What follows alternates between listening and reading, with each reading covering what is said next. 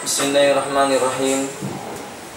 Innal hamdalillah nahmaduhu wa nasta'inuhu wa nastaghfiruh. Wa na'udzu billahi min shururi anfusina wa min sayyiati a'malina. Man yahdihillahu fala mudilla lahu wa man yudlilhu fala hadiya lahu. Asyhadu an la ilaha illallah wahdahu la syarika lahu. Wa asyhadu anna Muhammadan abdullahi wa rasulullah. Allahumma salli ala Muhammad wa ala alihi wa ashabihi wa man tabi'ahum bi ihsanin ila yaumiddin wa ba'du. Ya ayyuhalladzina amanu taqullaha haqqa tuqatih wa la tamutunna illa wa antum muslimun. Wa ba'du fa inna asdaqal hadithi kitabullahi wa khairul hadi hadi Muhammadin sallallahu alaihi wa alihi wasallam wa syarrul umuri muhdatsatuha inna kulla muhdatsatin bid'ah wa kulla bid'atin dhalalah wa kulla dhalalatin finnar. Ikhwati rahimani wa rahimakumullah, kita lanjutkan pembahasan fikih kita pada hari ini. Kita lanjutkan pada bab tentang as-shalah. Bab syurutus shalah, syarat-syarat salat itu menjadi sah.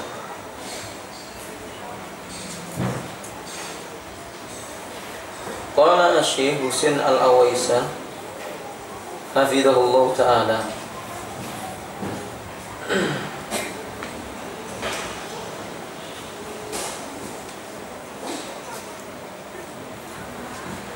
syurutu sihhatis shalah, syarat sahnya salat seorang hamba. Adapun yang pertama adalah dukhulil waqti, masuknya waktu salat. Dan kita telah terangkan pada pertemuan sebelumnya tentang waktu salat. Berkata Al-Imam Ibnu Qudamah, wa man shalla qabla al-waqti lam tajuz salatuhu fi qawli aksari ahli ilmi sawa'un fa'alahu amdan aw khata'an kulla salati aw ba'daha wa bi qala az-Zuhri wal Auza'i wa Syafi'i wa ashabi ra'yi. Kata beliau, barang siapa mengerjakan sholat sebelum datang waktunya, maka sholatnya itu dianggap tidak sah. Ini adalah pendapat yang dipilih oleh mayoritas ahlul ilmu. Sama saja apakah dilakukannya itu dengan sengaja maupun karena tidak sengaja, seluruh sholatnya atau sebagian sholatnya, maka sholatnya itu tidak sah. Dan ini yang dikatakan oleh Imam Az-Zuhri, Imam Al-Auza'i, Imam Syafi'i, dan Ashabur Ra'yi. Kalau kita sering mendengar istilah Ashabur Ra'yi, ini maksudnya adalah para ulama yang bermadzhab Hanafi. Nah, maka mereka mengatakan sholat itu kalau seseorang mengerjakannya, baik sebagiannya maupun keseluruhannya, sengaja maupun tanpa sengaja, sebelum masuknya waktu, maka sholat itu tidak dianggap. Atau dengan kata lain, harus diulang kembali. Asani at-taharatu minal hadas. Syarat yang kedua, suci dari hadas. Dan hadas itu ada dua, hadas yang besar dan hadas yang kecil. Allah berfirman di dalam Al-Quran surah Al-Ma'idah ayat 6, ya ayyuhalladzina amanu, wahai orang-orang yang beriman, idza qumtum ila sholati, bila kalian hendak berdiri menunaikan salat, faghsilu wujuhakum, cucilah wajah kalian, wa aydiyakum ilal marafiqi, dan dua tangan kalian sampai siku-sikunya, wamsahu bi ru'usikum, usaplah kepala-kepala kalian, wa arjulakum, dan cucilah dua kaki kalian, ilal ka'bain, sampai kepada dua mata kaki. Wa in kuntum junuban fatahharu, Dan jika kamu dalam kondisi junub, maka bersucilah, yaitu maksudnya mandi. Sehingga di dalam riwayat yang dikeluarkan oleh Imam Bukhari dan Muslim, Rasulullah berkata, la tuqbalu salatu man ahdasa hatta yatawadda. Tidak akan diterima salat seseorang yang dalam kondisi berhadas sampai dia itu berwudu. Ini kalau hadas apa? Hadas kecil. Qala rajulun min Hadramaut, ada seorang dari Hadramaut mengatakan, mal hadas ya Abu Hurairah? Apa yang dimaksud dalam hadis itu? Hadas itu apa? Qala fusaun aw durratun. Kata beliau, ya ketika seseorang itu buang angin atau kentut. Nah, maka dia itu berhadas kecil. Bukan hanya itu, termasuk kencing dan semisal ini, termasuk hadas yang kecil, tidur, dan kita telah terangkan pada pertemuan-pertemuan sebelumnya. Abdullah ibn Umar radhiyallahu ta'ala mengatakan, la tuqbalu salatun bi ghairi tuhurin wala sadaqatun min hululin.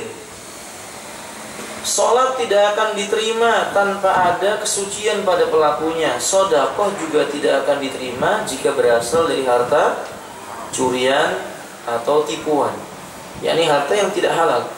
Di hadis yang lainnya yang mengatakan, innallaha thayyibun la yaqbalu illa thayyiban. Allah itu maha baik dan Allah tidak akan menerima kecuali dari sesuatu yang baik. Dan salat itu sesuatu yang baik, akan dianggap baik kalau pelakunya suci dari hadas. Ketika pelaku salat itu tidak bersuci dari hadas, maka dianggap tidak baik. Allah tidak akan menerimanya. Wallahu a'lam bishawab. Syarat yang ketiga, tathhirus shawbi wal badani wal makani minan najasah. Bersihnya pakaian dan badan serta tempat untuk sholat itu dari segala macam najis. Amma tathhirus siyabi falinasil Qur'an. Adapun kesucian pakaian ada dalam Al-Qur'an surah Al-Muddatsir. Wa siyabaka, gimana ibu-ibu? Wa siyabaka fatahhir. Dan terhadap pakaianmu hai Muhammad, sucikanlah dia. Ini khitabnya kepada Nabi, tapi maknanya kepada seluruh kaum muslimin yang ketika mau sholat hendaklah dia mensucikan pakaiannya. Kum fa'andir wa siyabaka fatahhir. Wa li hadisi Asma binti Abi Bakar anha qalat, dan berdasarkan hadis Asma putrinya Abu Bakar, ini adalah saudara wanitanya Aisyah, tapi lain ibunya berbeda, ya. Dia mengatakan, sa'alat imra'atun Rasulullah sallallahu alaihi wasallam faqalat, pernah ada seorang wanita yang bertanya kepada Nabi sallallahu alaihi wasallam. Ia mengatakan, ya Rasulullah sallallahu alaihi wasallam, ara'aita ihdana idza asaba thawbaha dam minal haidati kaifa tasna? Bagaimana menurut pendapatmu bila seorang di antara kami pakaiannya terkena darah haid, apa yang harus dilakukan olehnya? Faqala Rasulullah sallallahu alaihi wasallam, kata Rasulullah, idza asaba sauba ahadakumud dammu, idza asaba sauba ihdakunna dammu minal haidati faltaqrusu summa litandahu bima'in summa litusalli fihi. Kata beliau, bila salah seorang di antara kalian kainnya terkena darah haidnya, keriklah darah haidnya itu, kemudian perciki dan kuceklah dengan air, lalu sholatlah dengan kain yang sudah dicuci tadi. Nah, ini menunjukkan bahwa sholat terkena benda yang najis pakainya tidak sah. Cuman berbeda pendapat para ulama bagaimana kalau dia kena najisnya itu tidak tahu. Si fulan sholat, selesai sholat sudah 2 jam baru diberitahu tadi kamu sholat, bajumu ada darah haidnya misalnya, atau ada kena najisnya. Nah, ini mayoritas para ulama mengatakan ini tidak dikenakan hukum baginya untuk mengulang kembali, karena orang yang seperti ini diangkat kesalahannya darinya, tidak dikenai dosa. Rufi al-qalamu an salasin, diangkat pena itu dari 3 golongan. Salah satunya la anin nasiyat yatadakkar, dari orang yang lupa sampai dia teringat.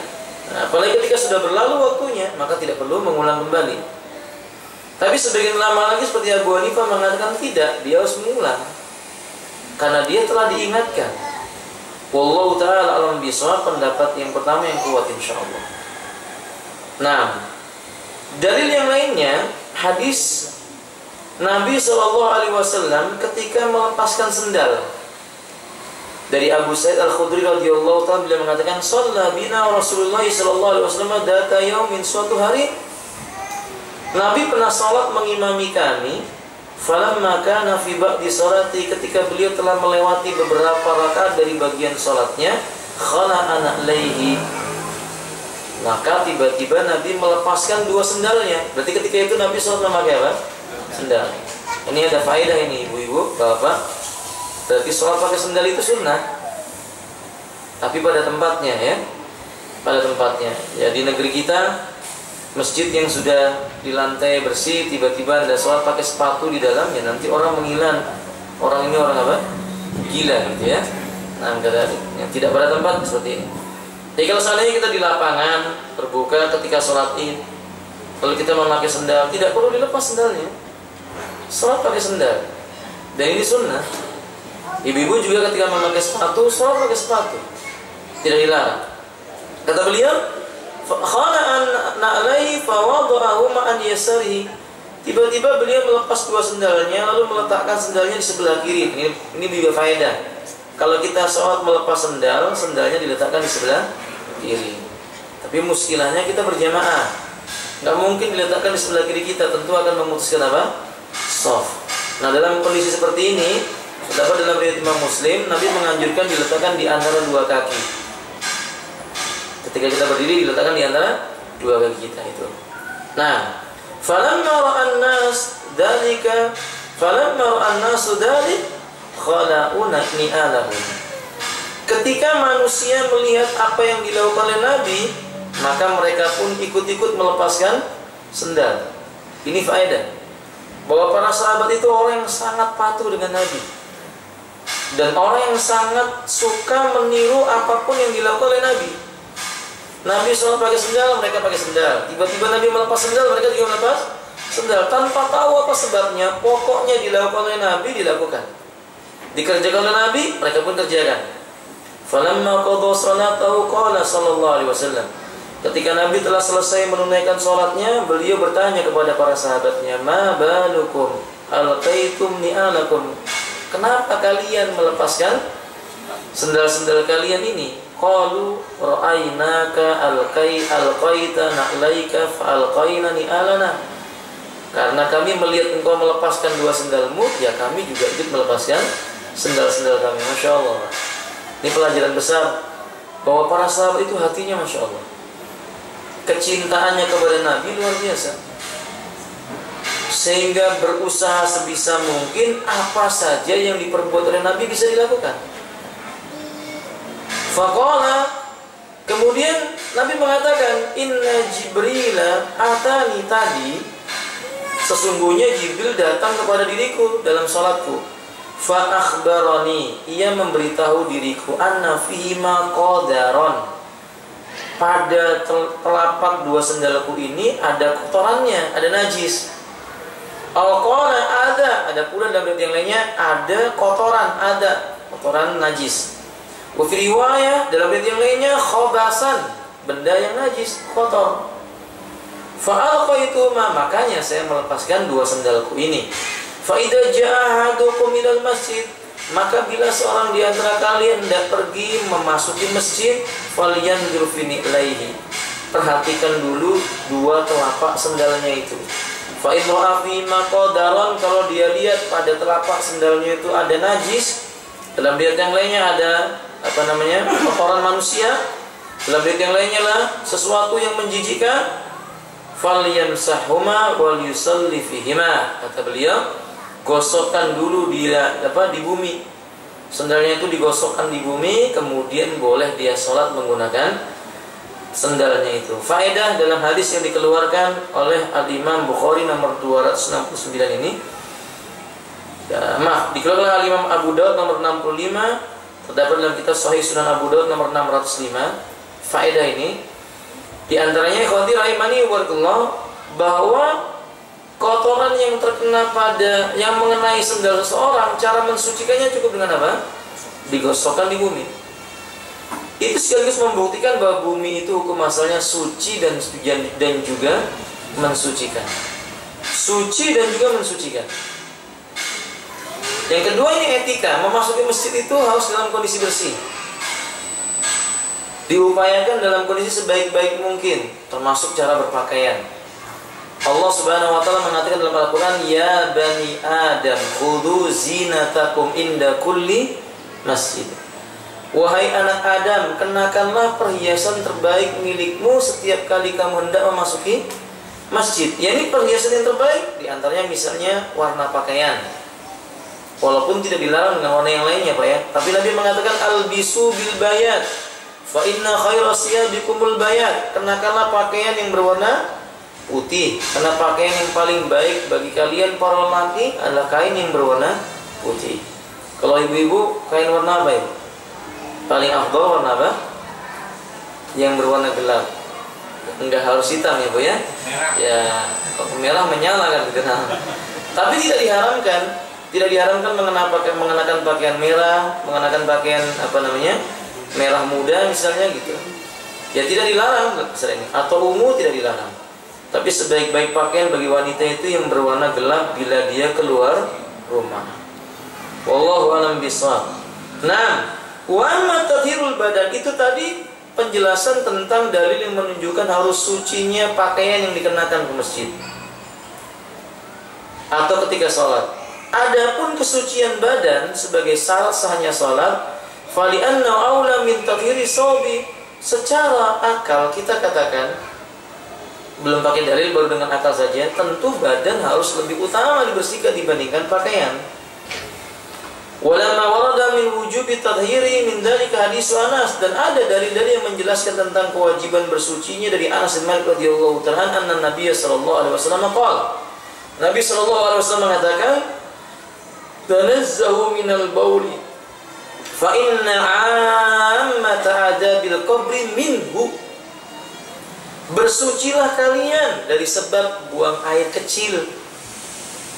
Orang yang habis kencing diperintahkan oleh Nabi untuk mencuci kehormatannya itu. Karena sesungguhnya kebanyakan siksa kubur yang dialami oleh manusia dari sebab tidak bersuci dari buang air kecil. Hadis ini memberi faedah juga bahwa siksa kubur itu ada. Hadis yang menerangkan tentang siksa kubur ini banyak. Dan riwayatnya riwayat yang mutawatir secara makna. Kalau sebagiannya ada yang mengatakan bahwa riwayatnya ahad, tetap tidak mengurangi keyakinan kita tentang kewajiban untuk beriman adanya siksa kubur. Nabi memerintahkan kita berlindung dari 4 perkara ketika sholat itu, Pak. Di akhir sholat kita membaca baik ibu-ibu, Allahumma inni a'udzubika min adabi jahannam wa min adabil qabri wa min fitnatil mahya wal mamati wa min syarri fitnatil masihid dajjal. Jadi ada kalimat wa min adabil qabri, berarti menunjukkan bahwa adab kubur itu ada. Wallahu ta'ala a'lam bishawab. Nah, dan hadis ini juga mengingatkan kepada kita bahwa air kencing itu najis, dan seorang muslim itu tidak selayaknya mereka meremehkan perkara yang najis. Dan ini juga mengajarkan kepada kita betapa tinggi akhlak seorang muslim dan adab yang dimiliki oleh mereka. Agama Islam itu mengajarkan bagaimana menjaga kebersihan, menjaga kesucian. Berbeda dengan orang-orang kufar, mereka tidak peduli dengan masalah itu.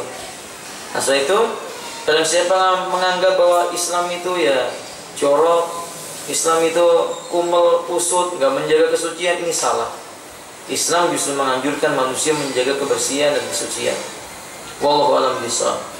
Wal hadisu Ali, wali hadisi Ali radhiyallahu anhu qala kuntu rajulan madda'an.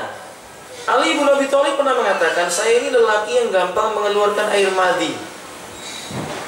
Fa amartu rajulan ay yas'al an-nabiy sallallahu alaihi wasallam li makan ibnatihi. Lalu aku perintahkan seorang lelaki agar bertanya kepada Nabi sallallahu alaihi wasallam tentang masalah ini. Karena aku malu bertanya kepada Nabi disebabkan putri beliau sebagai istriku. Maksudnya, ya malu menantunya bertanya kepada mertuanya perihal yang seperti ini. Fasa'ala faqala, Maka lelaki itu pun bertanya kepada Nabi, maka dijawab oleh Nabi, tawadda waghsil dzakarak. Berwuduklah engkau dan cucilah kehormatanmu ketika kamu mau sholat. Nggak boleh dalam keadaan najis. Jadi nas ini menjelaskan badan harus suci. Timbul pertanyaan bagi bapak dan ibu, untuk bapak dan ibu-ibu, ketika anda sholat, ternyata pada rakaat yang kedua di lengan baju anda terkena kotoran cicak, najis tidak Pak? Kotoran cicak najis tidak ibu-ibu? Tidak atau najis? Najis atau tidak? Hah? Najis.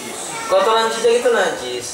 Karena cicak termasuk benda yang haram untuk dikonsumsi. Dan kita telah terangkan di antara kaidah menyebutkan bahwa benda itu najis. Dalam kitab Sahih sudah dijelaskan binatang yang haram dikonsumsi, maka kotorannya hukumnya apa? Najis. Binatang yang haram dikonsumsi, maka kotorannya hukumnya najis. Berarti kebalikannya, binatang yang halal dikonsumsi, kotorannya tidak najis. Sahih tuh, bisa dipahami ini Bapak? Nah ketika Bapak terkena pakainya kotoran cicak begitu, nempel di bajunya, bukankah sholat itu wajib suci dari benda yang najis? Sholatnya dilanjutkan atau dibatalkan Bu? Pak, sholatnya dilanjutkan atau dibatalkan? Ummahat, sholatnya dilanjutkan atau dibatalkan Ummahat? Atau ibu-ibu sholat pakai kaos kaki sendirian di rumah, ketika dia sedang sholat tiba-tiba rukuk melihat di kaos kakinya ada apa? Kena najis seperti kotoran cicak tadi itu. Lanjutkan sholatnya atau gimana? Atau dibatalkan sholatnya Bu? Dilanjutkan sholatnya, akan tetapi dilepas apa? Apa dalilnya? Naam, sahih. Nabi tadi mengerjakan sholat, dia melepaskan apa? Sendalnya. Maka bapak yang bajunya terkena apa namanya itu? Kotoran cicak, kalau dia masih memakai pakaian di dalamnya, pakaian dalam itu Pak, kemudian dia pakai sirwal atau sarung, dilepas bajunya nggak apa-apa, diletakkan di sebelah kiri, dilanjutkan apa? Sholatnya. Oke? Ini menunjukkan bahwa ajaran Islam itu mudah. Nah, kalau silanya kalau ummahat, sholat jilbabnya yang kena apa? Najis. Dilanjutkan sholatnya atau tidak ibu? Ya nggak mungkin ibu melepaskan apa? Jilbab, kan berarti tidak menutup apa? Aurat. Nah dalam keadaan seperti ini berarti sholatnya batal. Maksud saya dia batalkan sholatnya. Dia ganti atau dia cuci dulu pakaiannya, kemudian dia melanjutkan sholatnya tersebut. Wallahu a'lam bishawab. Wa amal makan, adapun tempat. Tempat itu harus suci. Falima sabata anhu sallallahu alaihi wasallam man rasad danub ala baulil a'rabi. Yani min rasid danubi ala baulil a'rabi. Dalil yang menunjukkan tentang tempat harus suci, di mana Nabi pernah meminta satu gayung air untuk disiramkan di atas kencing seorang Arab Badui. Abu Hurairah radhiyallahu mengatakan, anna a'rabiyan bala fil masjid. Dulu ada seorang Badui masuk masjid lalu kencing dalam masjid. Ini Badui itu nggak punya pikiran yang panjang biasanya Pak. Orang Badui itu biasanya gerusa-gerusu, tapi lugu begitu, jujur mereka itu. Nah, maka kalau Bapak lihat ada orang yang seperti ini, ya berarti dia kan Badui gitu ya. Orang Badui, gerusa-gerusu itu Badui. Maka orang Badui ini kencing di dalam masjid. Lalu fatara ilaihin nasu liyaqa'u bihi faqala lahum Rasulullah SAW da'uhu wa ahriku ala bauli danuban min ma'in aw sajlan min ma'in. Maka manusia yang melihatnya menghardik, mau memukul. Tapi Nabi berkata kepada mereka, tinggalkan dia, biarkan, nanti siram pada air kencingnya itu segayung air atau satu tempat wadah air untuk menyiram kencingnya itu. Fa innama buistum, karena sesungguhnya buistum muyassirina walam tub'asum asirina. Kalian ini dibangkitkan oleh Allah untuk memudahkan urusan agama. Kalian tidak dibangkitkan untuk mempersulit manusia. Maksudnya Bapak, Kalau kita buat manusia seperti itu kemudian dihardik, dimarahi, padahal dia tidak tahu dan dia orang yang lugu, itu memperberat dirinya. Nah, orang seperti ini dimudahkan, dimaklumi, oh ini orang belum tahu ilmu, sampaikan nasihat padanya, arahkan dengan cara yang baik, dengan cara dicontohkan. Ini konsep dakwah yang benar. Bapak kalau mau mendakwai istrinya, jangan dimarahi. Kalau kita melihat istri kita keliru, jangan dimarahi. Karena mungkin saja istri kita badui, mungkin gitu ya. Mungkin demikian. Maksud saya bukan begitu, Bu. Maksud saya, ya dinasihati yang baik. Seperti Nabi, jangan dimarahi, dibiarkan, dicontohkan. Istri kok nggak ngerti-ngerti cara masak, ya bapak-bapak contohkan gimana cara masak, kan begitu. Bukan begitu ibu-ibu, kan gitu ya. Nggak ngerti tambah ngerti suaminya, kan gitu. Berarti bapak datangkan guru yang bisa mengajarkan masak, begitu ya. Dibuat gampang, jangan dipersulit. Jangan sedikit kesalahan istri kemudian apa? Seolah-olah semuanya menjadi runyam begitu. Nggak demikian. Sebaliknya ibu-ibu juga begitu. Tabiat wanita itu seharusnya lemah lembut. Kita heran dengan seorang wanita kalau nasihati suaminya, masya Allah, suara di pasar lebih kalah dengan suara yang itu cemprang gitu misalnya ya. Jangan gitu, wanita itu lemah lembut ya. Kalau dia melihat suaminya keliru, ya dinasihati, beli dulu roti, beri dulu sarapan pagi, kasih minum teh, sudah tenang baru diberi nasihat. Ini keliru sepertinya Bi, kan begitu. Jangan tiba-tiba langsung didamprat begitu Mas. Jangan ya. Ini kaidah. Sama kita begitu juga ketika mendakwai manusia. Ketika mendakwai manusia, kadang orang ada yang menerima langsung, ada orang yang menolak, ada yang mencaci kita. Ya jangan kita lawan kebodohan dengan kebodohan. Kita diutus oleh Allah, kita dibangkitkan oleh Allah untuk memudahkan agama ini. Kasih mereka yang mudah, jangan buat mereka merasa sulit dalam apa? Beragama. Tambahan Bapak Syekh Albani pernah berkata begini, sesungguhnya sebagian manusia merasa agama ini berat. Maka jangan kalian tambah beratnya agama ini dengan akhlak kalian. Maksudnya begini Pak, kita ini dakwai orang menerima dakwah kita tidak berat, ditambah lagi dengan cara kita yang salah, itu semakin apa? Berat. Maka ringankan, mudahkan, berikan permakluman selama perkara tersebut tidak melanggar syariatnya Allah Taala. Nah ini juga di sini juga memberikan faedah bahwa tempat itu dijaga kesuciannya, terutama masjid. Jangan kita mengira bahwa yang dilarang itu hanya kencing di masjid. Membuang kotoran di masjid tidak boleh Pak. Karena sebagian orang, maaf Pak, apa namanya? Gini. Hah? Iya. Ngambil kotoran di hidung, apa ngupil gitu ya. Kemudian sudah dapat, digeserkan di mana itu Pak?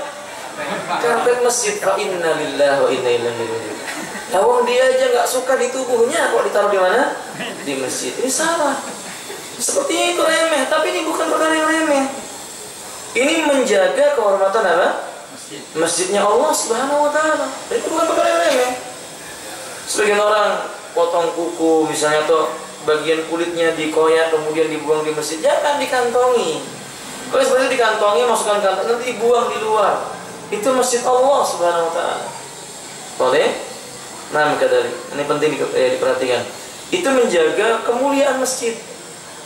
Dan saudara kaum muslimin rahimahullah, dalam riwayat Imam Ahmad, orang-orang yang mengambil kotoran di masjid, membersihkan debu-debu di masjid, itu terhapus dosa-dosanya bersama dengan bersihnya kotoran dari masjid. Ini nasihat bagi Anda yang menjadi pengurus masjid, takmir masjid, jangan malu nyapu masjid Pak. Keutamanya banyak.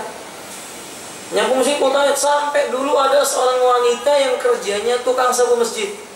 Ketika beliau meninggal dunia, Nabi mencari-cari. Karena para sahabat tidak memberitahu. Ternyata Nabi marah karena para sahabat tidak memberitahu kepada Nabi tentang kematiannya, sehingga Nabi belum sempat menyolatkannya. Lalu Nabi minta ditunjukkan kuburnya, lalu Nabi menyolatkannya. Itu keutamaannya. Hanya karena nyapu apa? Masjid. Jadi jangan berkecil hati. Nyapu masjid ada keutamaan. Ini menjaga apa namanya? Kebersihan masjid dan kemuliaan masjid. Demikian ini tentang syarat yang keberapa tadi, kawan? 3. Sekarang yang keempat. Syarat yang keempat, seorang yang sah itu satrul aurah. Menjadi sah salah seseorang itu kalau menutup aurat. Qala Allah Ta'ala, Allah mengatakan, Ya bani Adama, khudu zinatakum inda kulli masjidin. Hai anak Adam, kenakanlah perhiasan terbaik milikmu setiap kali hendak memasuki masjid. Maksudnya kata Ibnu Abbas radhiyallahu taala tentang ayat ini, sababun nuzuli hadil ayat, sebab nuzulnya ayat ini, turunnya ayat ini adalah kanatil mar'atu tatufa bil baiti wa hiya uryana fataqul man yu'irani tatufa tatawafan taj'alhu ala farjaha wa taqul al-yawma yabdu ba'du aw kulluhu fama bada minhu fala uhillu. Dulu ada wanita yang tawaf, dia tidak memakai penutup aurat. Uryan itu artinya telanjang, kecuali menutupi bagian aurat besarnya saja. Sehingga dia punya alasan, loh ini kan orang tawaf, kenapa mesti dilarang? Orang-orang di zaman dulu pun begitu. Nah, kemudian turun ayat menjelaskan nggak boleh wanita yang memasuki masjid harus menutup apa? Aurat mereka. Pertanyaan buat umat, auratnya wanita itu mana, ibu-ibu? Aurat wanita itu mana saja? Di luar sholat maka aurat wanita itu khilaf para ulama. Ulama berbeda pendapat. Sebagian berpendapat seluruh tubuhnya kecuali dua bola matanya. Sebagian lagi berpendapat seluruh tubuhnya kecuali mata sebelah kirinya. Ini pendapat mayoritas ulama Syafi'iyah ya. Ulama Syafi'iyah itu mayoritas berpendapat ditutup seluruh tubuhnya kecuali mata sebelah kiri. Itu mazhab mayoritas Syafi'iyah. Tapi di negeri kita kayaknya Syafi'iyah nggak ada yang kayak begini ya. Syafi'iyah malah kerudungnya antik. Antiknya maksudnya pakai kelihatan apa ini? Kuping sama lehernya. Ini salah ini ya. Ini bukan Mas Syafi'iyah, ini Indonesia ini.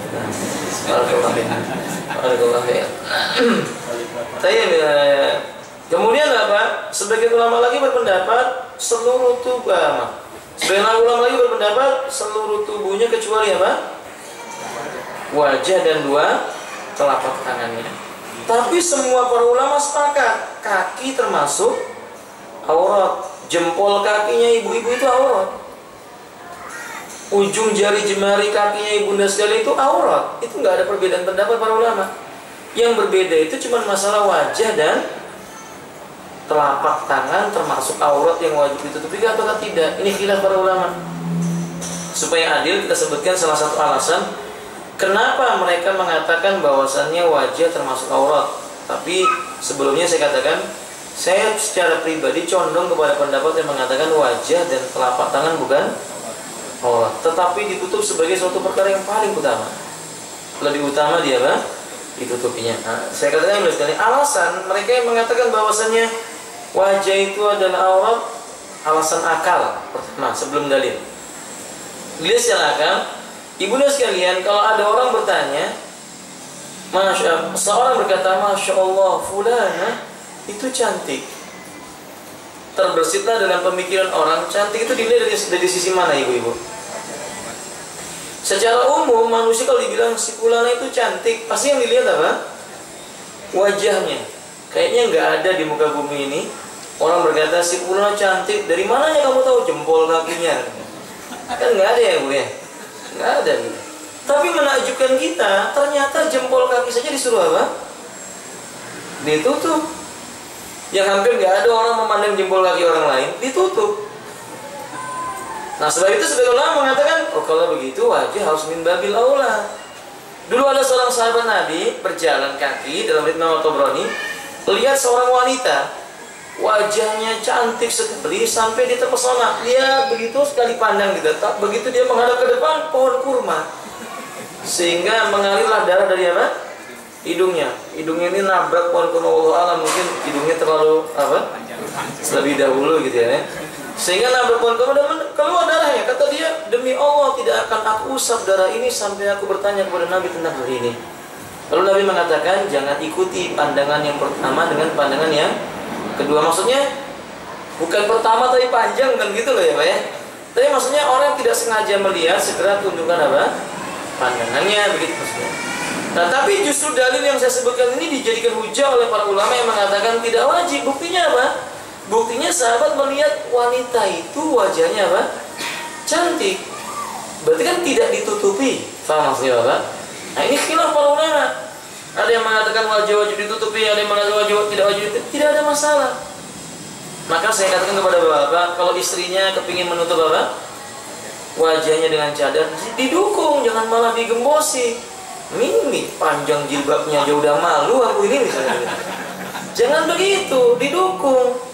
Bagus tutup supaya wajahnya untuk siapa? Suami dan anak-anaknya saja.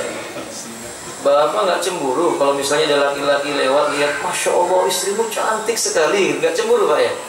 Mestinya apa? Cemburu. Tapi sekali lagi ini tidak apa? Tidak wajib, menurut pendapat yang kuat. Dan untuk membuka wawasan saja supaya jangan sampai kita salah paham dalam masalah ini. Nah, kembali kepada pembahasan menutup aurat. Maka turunlah firman Allah, "Khudhu zinatakum inda kulli masjid." Kenakan oleh kalian pakaian ketika setiap kalian itu hendak memasuki apa? Masjid-masjid. Nah, maka dari sini yakni asyab, pakai baju. Qala Mujahid, kata Imam Mujahid, "Ma yuwari aurataka walau aba'ah." Ma yuwari aurataka walau aba'ah. Pokoknya pakai kain yang menutupi auratmu, walaupun itu cuma kain yang besar bentuknya kotak begitu, kemudian ditutupi untuk diselimutkan. Yang penting jangan masuk masjid dalam keadaan tidak tertutupi apa? Aurat. Inilah dasar hukum sebagian para ulama melarang wanita yang tidak memakai penutup aurat masuk masjid. Lingkungan masjid tak boleh. Tanya ini nasihat buat bapak pengurus masjid, coba disediakan apa? Mukena. Atau yang kadang-kadang kan wanita-wanita muslimah yang belum paham tentang agama masuk masjid pakai celana pendek, pakai rok mini, nggak pakai jilbab, dikasih tahu dengan cara yang santun, dianjurkan mohon kalau di sini pakai ini. Siapa tahu dengan sebab itu menjadi apa? Dia sadar lalu mendapatkan hidayah. Boleh? Jangan malah dibiarkan. Nah, berdalih. Wallahu ta'ala a'lam bishawab. Baik, demikian. Qala Syekhul Islam fi kitabih Hijabul Mar'ah wa Libas Hijabul Mar'ati wa Libasuha fi Shalah. Syekhul Islam Ibnu Taimiyah menerangkan dalam kitab beliau hijab wanita dan pakaiannya di dalam sholat. Halaman yang ke-14. Fi fasli fil libasi fi shalah, pasal tentang pakaian yang dikenakan di dalam sholat. Apa kata beliau? Wa huwa ahduz zina inda kulli masjid alladhi yusammihi al-fuqaha babu satrul awra fi shalah. Dia adalah mengenakan pakaian dan perhiasan terbaik setiap kali mau memasuki masjid. Disebut oleh para fuqaha bab tentang menutup aurat di dalam sholat. Berarti sholat wajib ditutup auratnya. Kata beliau, wa fi sholatin naw tsalis. Fa innal mar'ata law shalat wahdaha kanat ma'muratan bil ikhtimar. Wanita itu penutup auratnya tiga pakaian, ya. Apa saja itu ibu-ibu? Wanita itu penutup auratnya kalau mau sholat 3. Apa umahat? Pertama apa ibu-ibu? Pakaian yang dikenakan olehnya, libas. Yang kedua apa? Kain yang menutupi dari pusar sampai ke kakinya. Apa namanya? Izar. Yang ketiga apa ibu-ibu? Khumur atau khimar. Kain yang menutupi bagian kepala sampai pada dadanya. Yang disebut dengan khimar atau khumur. 3 jenis ini. Nah, kalau seandainya wanita dia sholat, dia diperintahkan menggunakan khimar, kerudung, dia juga diperintahkan menggunakan izar yang menutupi kainnya. Telapak kakinya. Dan dia juga diperintahkan mengenakan pakaiannya sendiri yang bisa dipakai. Di 3 kain. Seandainya wanita menggunakan kain baju yang panjang sampai menutupi telapak kakinya lalu dia memakai kerudung sudah cukup. Tidak harus menambah lagi dengan apa? Sarung. Karena intinya adalah tertutup seluruh anggota tubuhnya kecuali apa? Wajahnya dan telapak tangannya ketika dia sholat. Adapun bagian telapak kakinya ketika dia sholat sendirian, wal mankibani fi haqqi karra'si fi haqqil mar'ati li'anna yusalliya fi qamisin aw ma yakum maqamal qamis. Sesungguhnya sebentar, sebelum sebelum telapak kaki, mangkiban dulu. Apa ini Pak namanya? Pundak. 2 pundak itu sama haknya seperti kepala. harus ditutupi juga. Maka bapak-bapak lihat, kalau sholat bapak harus menggunakan gamis yang menutup apa? Pundak, atau menggunakan kain ihram yang menutupi dua pundaknya. Sholat sunnah tawaf itu bukan satu yang ditutupi, Pak. Sholat sunnah tawaf itu dua-duanya ditutupi. Bukan dilakukan dengan cara al-itba, itu bukan. Itu hanya dilakukan ketika apa? Tawaf saja, paham dong? Nah, ditutupi kedua-duanya. Kedudukannya ini sama seperti kepala yang harus ditutupi ketika sholat bagi seorang wanita. Kalau laki-laki apa? Pundak mereka. Nah, adapun wanita ketika dia sholat sendirian kemudian terlihat telapak kakinya, sah sholatnya kalau dia sendirian. Atau sama-sama rombongan apa? Wanita, tidak mengapa, karena dulu Asma binti Abi Bakar, Ummu Salamah pernah sholat kemudian tersingkap apa namanya? Telapak kakinya, dan Nabi tidak memerintahkan bagi Ummu Salamah untuk mengulang kembali sholatnya, karena memang itu adalah suaminya. Tapi kalau seandainya dia sholat telapak kakinya terlihat oleh laki-laki yang bukan mahramnya, ini hukumnya haram. Walaupun mayoritas para ulama berpendapat sholatnya sah, tapi dia telah membawa kekeliruan, itu dosa. Membiarkan auratnya terlihat oleh laki-laki yang bukan mahram atau muhrim? Muhrim atau mahram? Ibu-ibu mahram atau muhrim? Mahram. Kenapa mahram? Kenapa bukan muhrim? Karena muhrim itu artinya apa, Ibu? Muhrim itu artinya orang yang berikhram. Barakallahu fiik. Baik. Nah, ini bagi wanita. Jadi wanita ditutupi seluruh tubuhnya kecuali apa tadi? Wajahnya dan telapak tangannya ketika sholat. Mayajibu ala rajuli satru inda sholat. Bagaimana para lelaki? Yajibu satrul qubul wad dubur. Yang jelas laki-laki itu wajib menutup kehormatannya, yaitu kubulnya dan duburnya. Wajah fi ba'din nususi ma yadullu ala anna yajibu 'alal musalli ay yasra min badani ma laysa bi auratin wa huwa al-qismul a'la minhu. Sebagian riwayat atau nas menunjukkan wajib bagi seorang yang sholat itu menutup dari anggota-anggota badannya juga, walaupun bukan sekedar aurat besarnya. Jadi dia juga menutup apa namanya? Lututnya, menutup bagian punggungnya. Lihatlah dalam hadis Abu Buraidah, hadis Buraidah maksud saya, beliau berkata, "Nah, Rasulullah sallallahu alaihi wasallam yusalli rajulu fi luhafin wahidin wa la yatawassau bi wa an yusalli rajulu fi sarawil wa laysa li rida." Rasulullah itu melarang seorang yang salat menggunakan satu buah kain sehingga tidak menutupi bagian aurat yang lainnya. Biasanya orang-orang Arab zaman dahulu kainnya sampai di lutut, tapi nggak pakai sirwal. Artinya kalau dia bangkit nanti kelihatan apa yang menjadi apa? Kehormatannya itu. Nah, maka Nabi melarang, dan Nabi juga melarang orang sholat pakai sirwal tapi nggak pakai kain yang di atasnya. Kan ini ada sebagian madhab yang memang kita akui, sebagian madhab seperti madhab Syafi'i mengatakan boleh orang sholat yang penting pusarnya sampai ke bawah tertutup, lalu di atasnya nggak pakai apa? Nah, kita katakan ya kalau dia nggak punya baju ya. Tapi kalau kemudian orang seperti ini punya baju tiba-tiba sholat seperti itu, ini kan sesuatu yang tidak etis di hadapan Allah Taala. Wadai Bapak. Dulu Nabi pernah menegur, bertanya kepada sahabat, bukan menegur. Ada seorang lelaki setiap selesai sholat dia langsung pulang, nggak zikir dulu. Hanya sering berkalimat Allahumma antas salam wa minkas salam tabarakta yadul jalil, tiba-tiba langsung pulang dia. Setiap selesai sholat salam pulang. Maka sahabat-sahabat mempertanyakan ini kepada Nabi. Khawatirnya orang ini munafik. Dipanggil oleh Nabi, ditanya. Apa jawaban beliau? Beliau cuma punya kain satu, Pak, baju. Bajunya satu. Kata beliau, bila aku telah mengerjakan sholat, istriku belum sholat, maka aku pulang memberikan pakaian itu supaya bisa digunakan sholat untuk siapa? Istriku. Masya Allah. Ini kan berarti menunjukkan pentingnya menutup aurat. Wallahu a'lam bishawab. Itu juga dalil dalam kondisi darurat nggak apa-apa. Pakaian yang dipakai oleh laki-laki dipakai oleh apa? Wanita. Itu darurat. Kalau nggak darurat nggak boleh ya, Pak ya. Nah, Ibnu Abbas mengatakan, la'ana Rasulullah sallallahu alaihi wasallam mutarajjilat minan nisa'i wal mutasabbihina minar rijali bin nisa.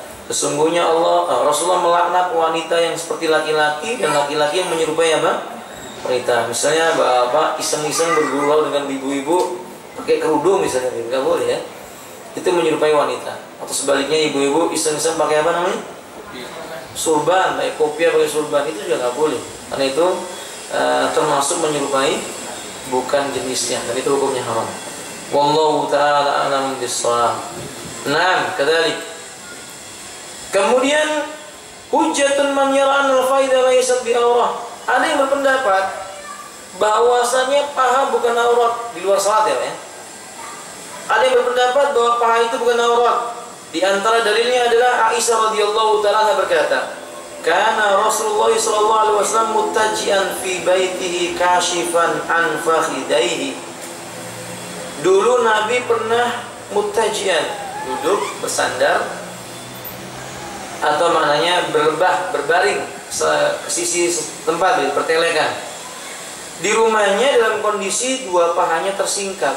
Fastadana Abu Bakar datang minta izin menjumpai Nabi. Faudina lahu, diizinkan baginya. Wa huwa ala tilkal hal, dan Nabi tidak merubah posisinya, di mana pahanya tetap apa?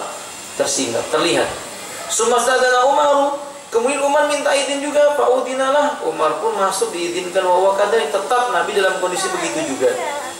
Fatahaddas, mereka berbincang-bincang. Sumastadana Utsman, tiba-tiba datanglah Utsman ibnu Affan radhiyallahu ta'ala. Fajalasa Nabi sallallahu alaihi wasallam yusawi yasyabu, Nabi bangkit duduk membenarkan posisi duduk dan kainnya. Wa qala Muhammadu wa la aqulu dzalika fi yawmi wahidin fadakhala fatahaddasa, kata beliau, dan berkatalah Muhammad, dan kata Aisyah, aku cuma sekali saja menyebut, tidak pernah lagi saya menyebutnya dengan memanggil namanya. Ini nasihat berarti seorang istri itu kepada suaminya tidak boleh memanggil apa? Namanya.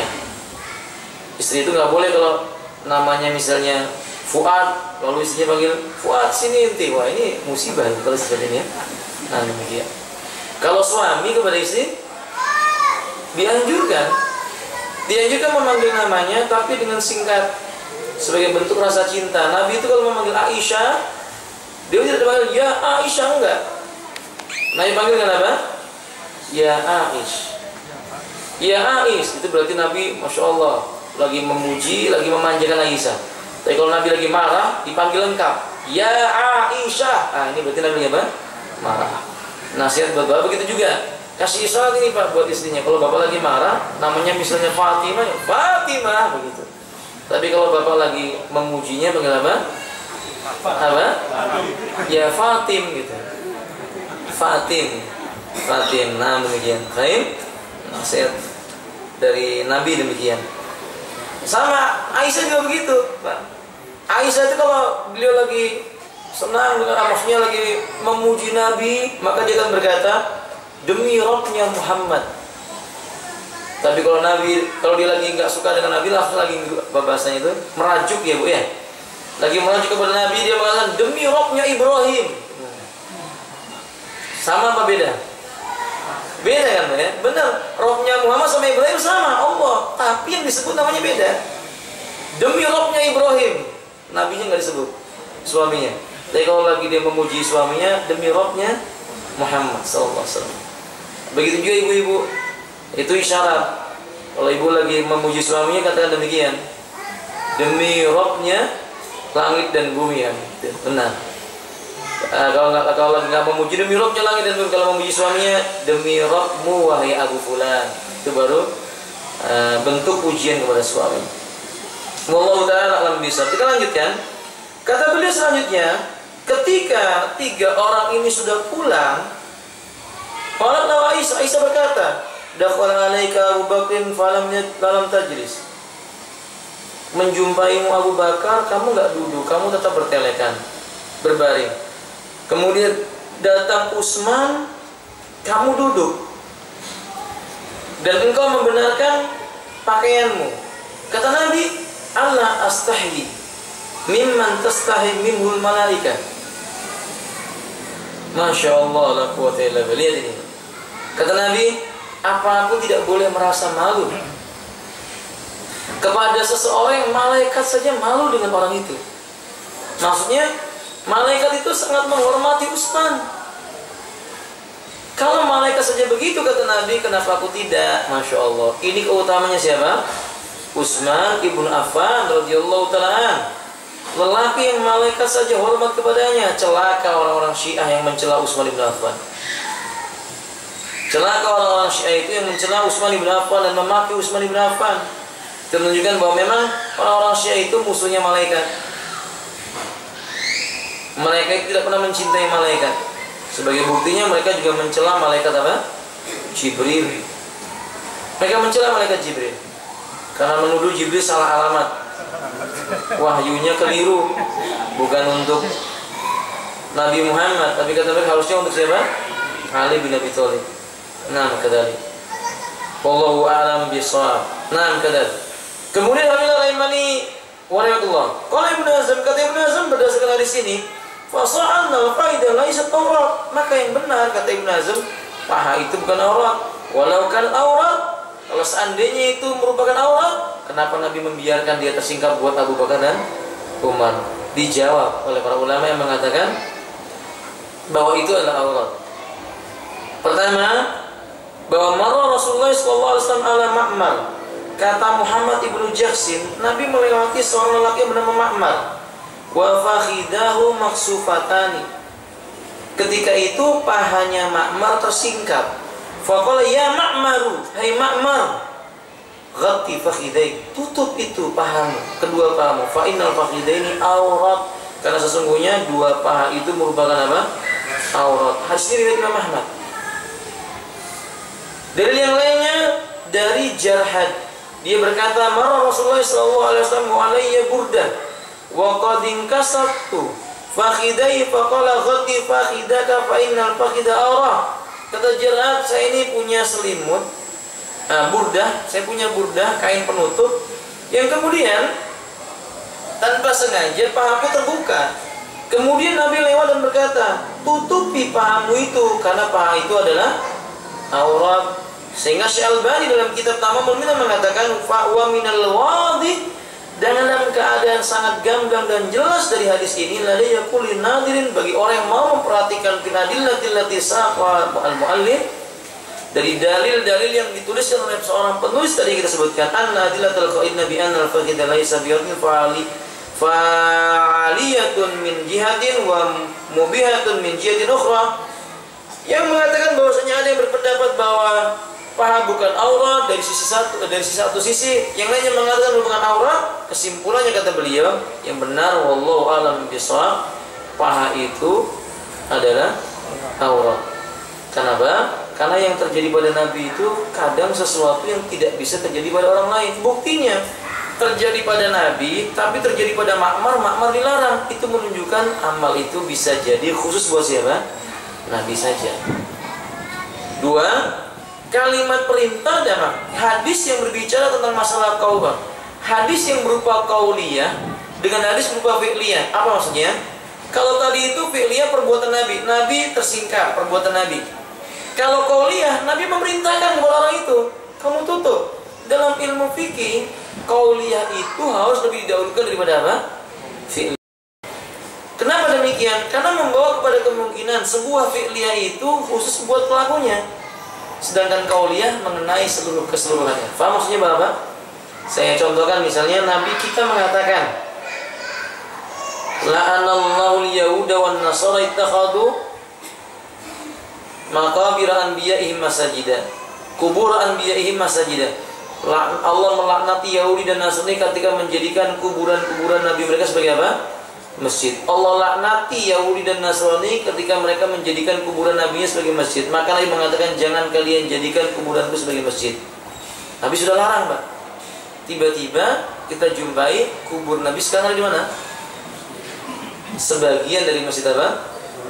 Itu menunjukkan bahwa perbuatan yang terjadi pada Nabi itu tidak berlaku pada perkataan orang lain. Karena Nabi sudah mengatakan dengan kalimat tegas, jangan menjadikan kubur Nabi sebagai apa? Masjid. Contoh demikian.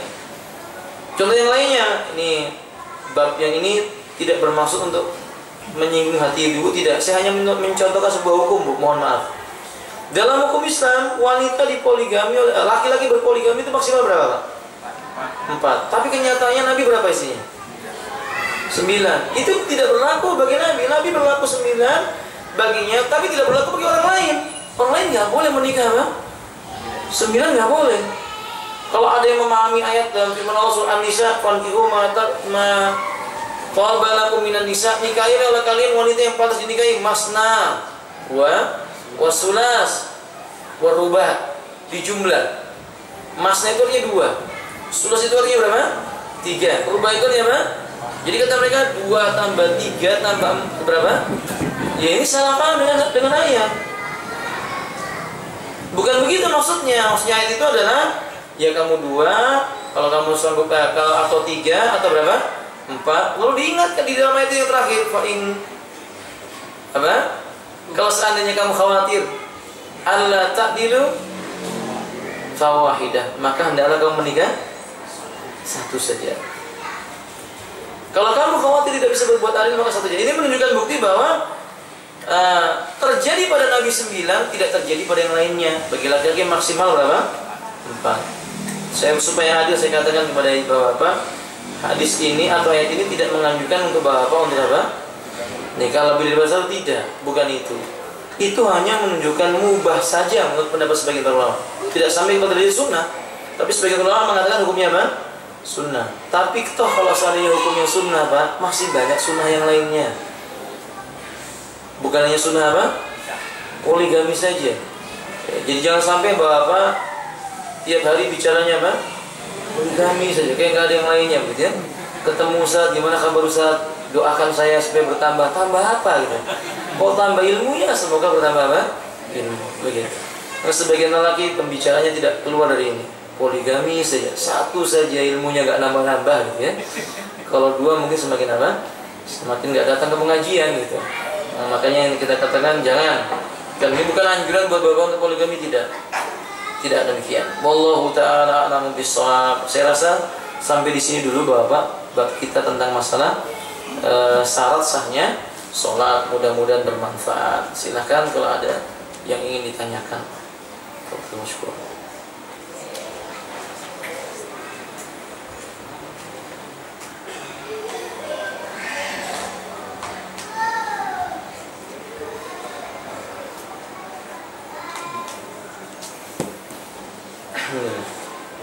Sudah cukup Bapak?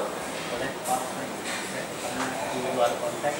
Oh nggak apa-apa Pak, silakan. Insya Allah kalau saya bisa menjawab.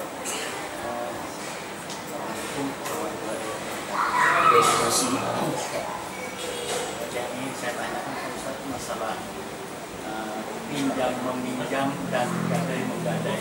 Oh iya Pak, monggo silakan. Saya mohon penjelasannya. Terima kasih. Assalamualaikum. Pinjam meminjam dalam Islam namanya dainun, mudin dan madin, yang memberi piutang dan yang mengambil hutang, yang berhutang dan yang memberi piutang, namanya dainun. Kalau din berbeda ya, jangan salah, din dengan dain. Nah, hukum minjam meminjam dalam Islam itu pada asalnya mubah. Karena al-aslu fil adati ibahah, hukum asal perkara duniawiyah yang tidak ada nas melarangnya dihukumi mubah, boleh. Di dalam pinjam meminjam ada beberapa hal yang perlu diperhatikan. Yang pertama adanya perjanjian. Karena Nabi kita mengatakan innal mu'min ala ahdihi. Sesungguhnya orang beriman itu berada pada ikatan janjinya. Jadi ada perjanjian yang jelas. Yang kedua, pinjam meminjam itu murni bentuknya tolong menolong. Wa ta'awanu 'alal birri wat taqwa, dan tolong menolonglah kamu dalam perbuatan kebajikan dan takwa. Nabi mengatakan innamal mu'minuna ikhwah, sesungguhnya orang yang Allah mengatakan innamal mu'minuna ikhwah, sesungguhnya orang beriman itu bersaudara. Nabi kita mengatakan al mu'min akhul mu'min, orang mukmin itu saudara bagi mukmin yang lain, berarti dia harus menolong sesama mukmin. Jadi dasarnya orang pinjam meminjam itu adalah karena ingin menolong. Yang ketiga, tidak boleh mengambil keuntungan dalam pinjam meminjam. Karena dalam Islam ada kaidah kullu dainin jara fihi manafi'an aw manfaatan fahuwa riba. Segala bentuk pinjam meminjam yang dengannya diharapkan mengalir keuntungan itu disebut dengan riba. Ya boleh. Nah, maka dalam masalah ini Bapak Ini diantara hal yang perlu diperhatikan dalam masalah apa? Pinjam meminjam. Dan penting dalam masalah tambahan, disukai bagi orang yang meminjamkan itu memberikan kelonggaran. Nabi kita mengatakan rahimahullah, terjemahnya semoga Allah merahmati seseorang yang memberikan toleransi ketika dia menagih dan ketika dia meminta dan ketika dia menawar. Maksudnya jual beli itu penuh dengan toleransi. Berapa harganya? 10.000. Saya punya uang cuma 9.000. Ya udah, boleh. Ini orang seperti ini dirahmati oleh Allah Taala. Oke? Nah, atau ketika seseorang memberikan piutang, akhi ingat, ini sudah waktunya Anda membayar utang. Lalu orang itu berkata, afwan, saya belum punya. Oh nggak apa-apa, nanti kalau sudah punya. Kapan ya akhi? Besok. Oh iya besok. Datangi lagi, saya baru bisa separuh. Nggak apa-apa ya akhi, separuhnya lagi kapan? 2 minggu lagi. Insya Allah orang seperti ini dirahmati oleh Allah Ta'ala. Bahkan orang yang dia mendatangi orang yang berjanji membayar utang, lalu dia katakan, ya sudah, nanti kalau kamu sudah punya kemampuan lagi, itu dianggap sedekah. Sudah dinilai oleh Allah sebagai apa? Sedekah. Uang kita nggak hilang dan kita dianggap apa? Bersedekah. Berarti toleransi itu diberikan sebesar-besarnya dalam masalah pinjam meminjam. Terakhir, itu pun sifatnya mendidik. Tidak boleh memberikan pinjaman kepada seseorang yang kemudian timbul kemalasan, atau dikenal orang yang memang nggak mau bayar utang, bukan karena dia miskin, dia malas bayar utang. Nggak boleh kalau bapak lihat ini orang suka berutang, kalau dikasih utang nggak pernah apa, kemudian bapak beri, itu tidak mendidik, itu justru dilarang. Kan Nabi melarang membiarkan orang jatuh dalam perbuatan apa? Maksiat. Ini contoh tentang utang piutang. Tambahan, salah satu bentuk utang piutang yang keliru, bentuk utang piutang model koperasi. Ini salah, Pak. Bentuk utang piutang model koperasi. Ada istilahnya koperasi simpan pinjam. Keanggotanya 10 orang misalnya. Setiap orang yang meminjam uang dari koperasi itu boleh, tapi dengan syarat dikembalikannya lebih. Pinjam 10 juta, kembalinya 12 juta. Nanti toh Ustaz kan keuntungannya dibagi apa? 2 juta ini kan nanti nggak diberikan oleh ketuanya saja Ustaz, tapi dibagi rata. Orang yang tadi pinjam pun dapat kembali, tapi kan dapatnya nggak 2 juta. Dibagi sekian banyak, paham maksudnya Bapak? Nah ini simpan pinjam seperti ini namanya simpan pinjam yang mengharapkan keuntungan. Dan tadi sudah saya sebutkan hukumnya. Ini contoh simpan pinjam. Kemudian gadai. Apakah ada gadai dalam Islam? Ada. Dalam riwayat Imam Bukhari, Nabi menggadaikan baju besinya kepada siapa, Pak? Yahudi. Bukan orang Muslim lagi, Yahudi. Digadaikan baju besinya dengan beberapa dinar uang. Gadai itu maksudnya jaminan, Pak. Gadai dalam Islam itu artinya benda ini dijadikan apa? Jaminan. Dengan perjanjian, kalau seandainya waktu yang telah ditentukan tidak membayar, barang jaminan itu menjadi milik orang yang memberikan piutang, sekalipun nilainya lebih besar. Ya, misalnya saya meminjam uang senilai 2 juta, tapi saya punya benda ini misalnya nilainya 6 juta misalnya, atau 5 juta. Lalu saya berkata, ini jaminannya, kalau seandainya saya tidak bisa membayar di waktu yang telah ditentukan, ini menjadi milik Anda. Itu boleh. Dan itu bukan termasuk apa? Riba. Karena benda ini ketika dijual oleh pemiliknya, belum tentu bendanya harganya 5 juta. Maksudnya Bapak? Belum tentu dia mudah menjualnya dan sebagainya. Dan itu diperbolehkan oleh Islam, tidak dilarang. Kalau gadai yang salah, ketika gadai itu juga bentuknya meminta nilai apa? Tambahan darinya. Akhi, saya pinjam motor, gadainya saya pinjam uang, gadainya sepeda motor. Yang lagi ngetren sekarang bukan sepeda motornya, Pak. Apanya itu, Pak? Iya, surat motornya. Ya, yang tertulis besar-besar gitu ya. Anda butuh dana segar, Masya Allah, titipkan bibir bagi Anda. Bahasanya titipkan. Iya, naam, titip BPKB 10 juta. Kembalinya jadi berapa? 12 juta misalnya begitu. Masya Allah, la quwwata illa billah. Ini gak ada yang salah. Oh, ini untuk pemeliharaan apa namanya? Sepeda motornya, untuk begini, untuk begitunya. Bapak Ibu sekalian rahimanillah, seseorang yang diberikan barang jaminan itu, kemudian barang jaminan itu rusak bukan karena disengaja oleh orang yang memberikan piutang, itu nggak ada dosa sama sekali. Faham maksudnya Bapak? Motornya dititipkan, ya sudah, ditutup pakai apa namanya itu?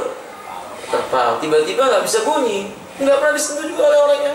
Itu tidak ada dosa sama sekali, kecuali si bulan ini memakainya. dia pakai boleh saya pakai, boleh dipakai untuk pergi ke masjid, pergi ke ini, berarti dia yang harus membiayai, olinya dia yang membiayai, sepeda bensinnya dia yang membiayai. Justru nggak boleh kalau benda gadai ini dimanfaatkan untuk mencari keuntungan. Bapak gadainya motor, oh ya motornya dipakai ngojek sama bapak, dapat untung nggak? Dipakai ngojek dapat keuntungan. Nah itu namanya kullu dainin jara fi manfaatan fa riba. Masuk dalam kategori yang saya sebutkan tadi itu kaidahnya. Itu diantara gambaran singkat tentang apa? Gadai dan hutang. Demikian. Semoga bermanfaat. Satu lagi Pak. Iya silakan. Apakah itu berupa emas? Iya. Jadi sekarang kan yang namanya gadai itu ada bank syariah. Iya.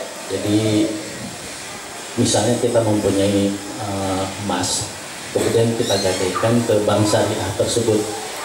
Nah itu yang semacam ini bagaimana Pak Ustaz? Mohon penjelasannya. Terima kasih. Misalnya saya punya 10 gram emas, saya gadaikan kepada sebuah lembaga tertentu.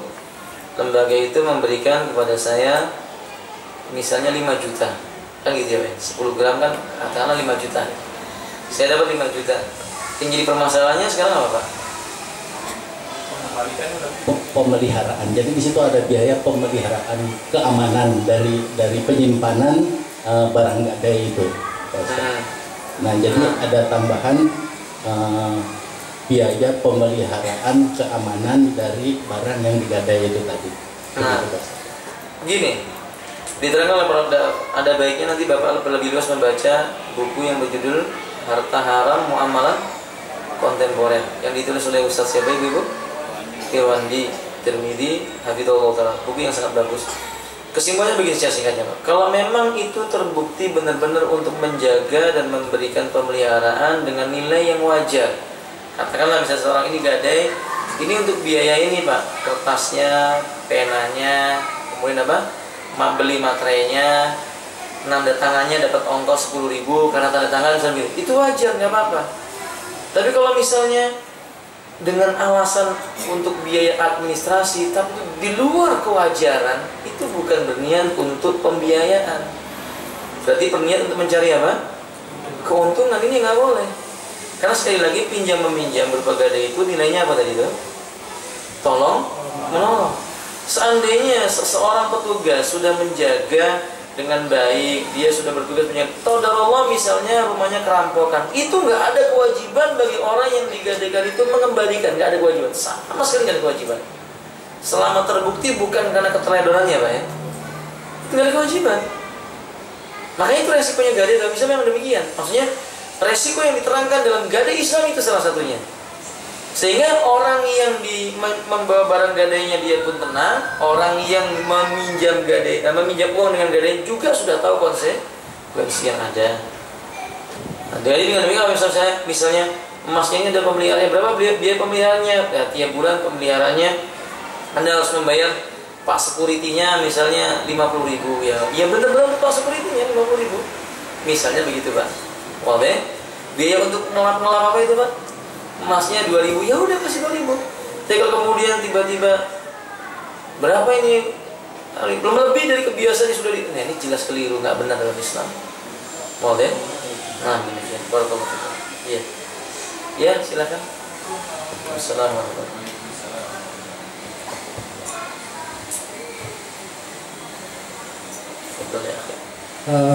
Ustaz, kalau misalnya kayak tadi pakaian itu terkena kotoran cicak kan harus dilepas ya Ustaz.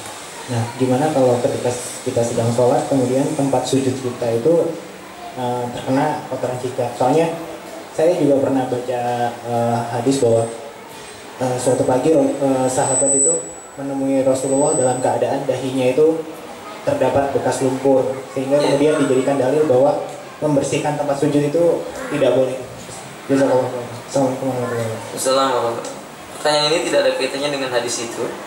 Walhasil hadis tentang bahwa Nabi ketika sujud, ya dia ketika dia bangkit dari sholatnya, selesai sholat terlihat ada bekas lumpur pada bagian dahinya. Ini menunjukkan bukti bahwa bumi itu apa?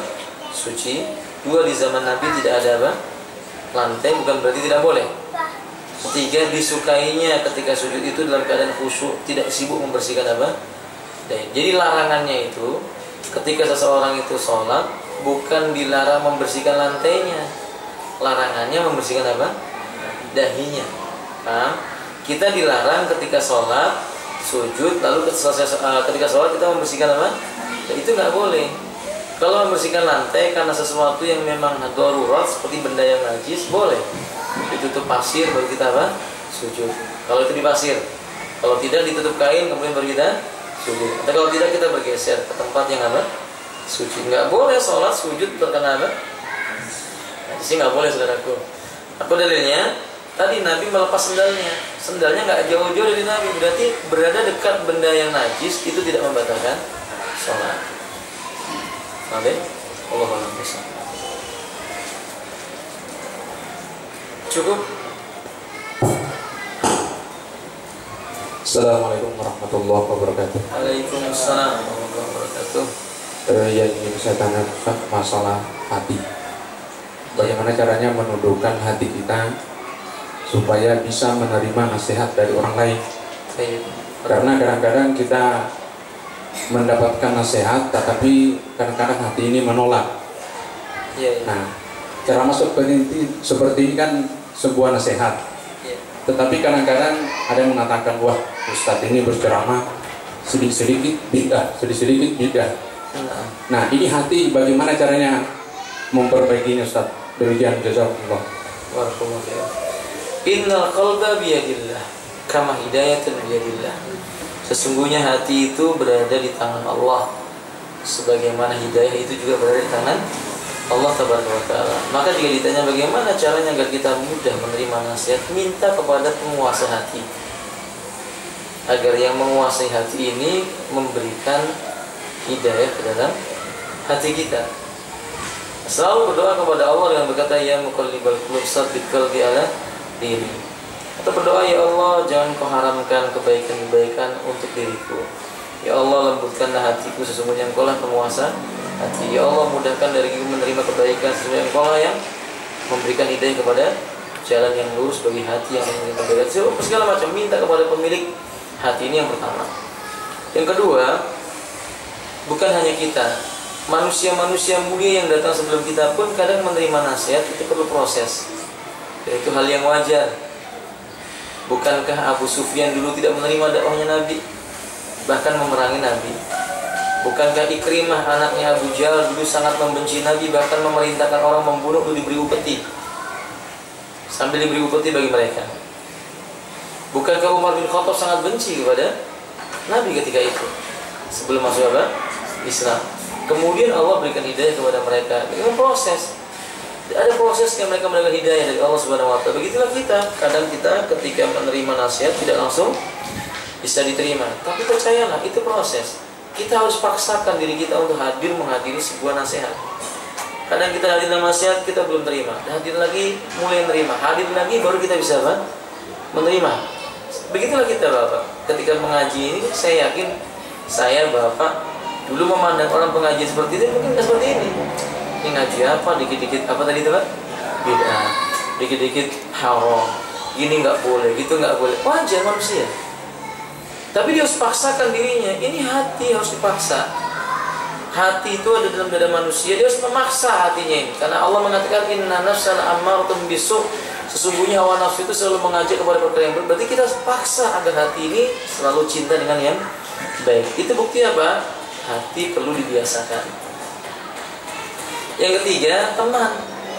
Kalau ditanya, gimana supaya hati kita ini mudah menerima kebaikan? Berteman dengan orang yang baik. Teman itu mempengaruhi hati tidak bisa menerima hidayah atau bisa menerima hidayah, Pak.